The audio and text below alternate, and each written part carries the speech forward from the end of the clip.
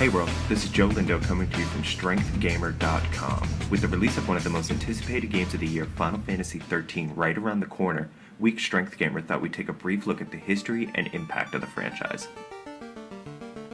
The story of how Final Fantasy came to be one of the most successful franchises of all time almost didn't happen. In 1987, Squaresoft at the time, facing bankruptcy, decided to put all their efforts and money into one last game. It would be their Final Fantasy. I'm not sure Square was prepared for what happened, but the game exploded into the market. Gamers were in awe of the massive world that was given to them. In the original story, you play as the Warriors of Light, trying to bring Radiance back to the four darkened crystals. Final Fantasy's deep and interactive stories took gamers by surprise. Nothing on this scale had ever been done before. The graphics in the battles, the class systems, even getting to name your characters put the gamer in the middle of the story. This was a recipe for success, and with that success, sequels were high in demand. Americans got their first chance to play them on the Super Nintendo platform with Final Fantasy II and III.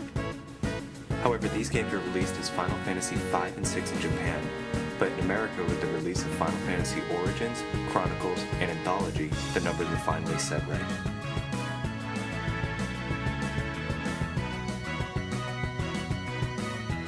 These two titles continue to rise above the rest with stunning graphics and new introductions to the already beloved battle system.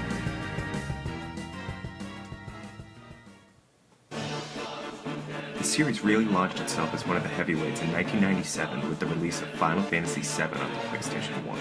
This was the first time in the series that 3D polygons were used with fixed backgrounds.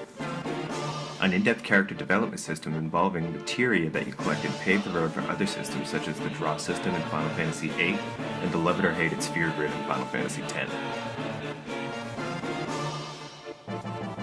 Final Fantasy VII brought RPGs into the mainstream and opened the door for Square and other developers to get their games in the households of America.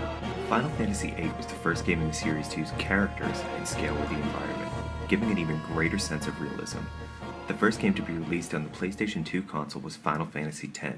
Final Fantasy X was the first game in the series to use voice acting and detailed facial expressions to tell the epic poem that was laid before us.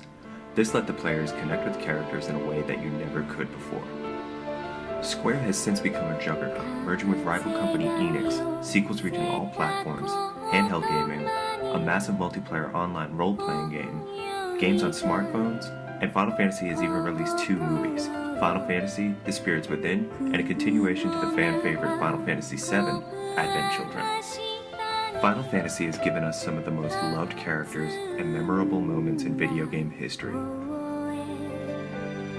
The Opera House, Ares' death, The Kiss, Nibelheim, Ragnarok.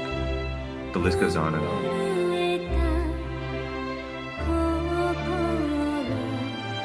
These are the moments that keep the fans of the game coming back, waiting years for the next installment.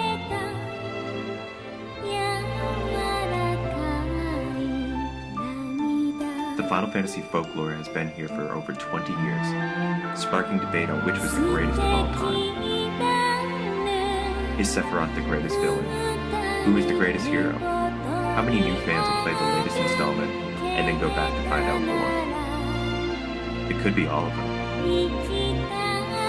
That is the impact a great game can have.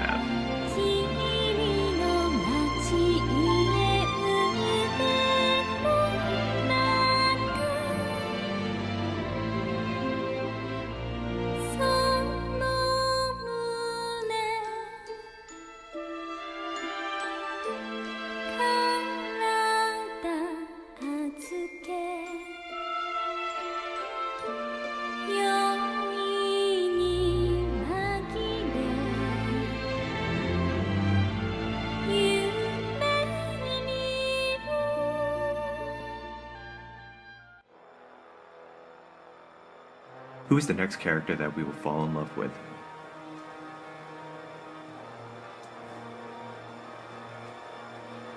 What is going to be the next moment that will live with us forever? Come here with us to find out. Stay strong.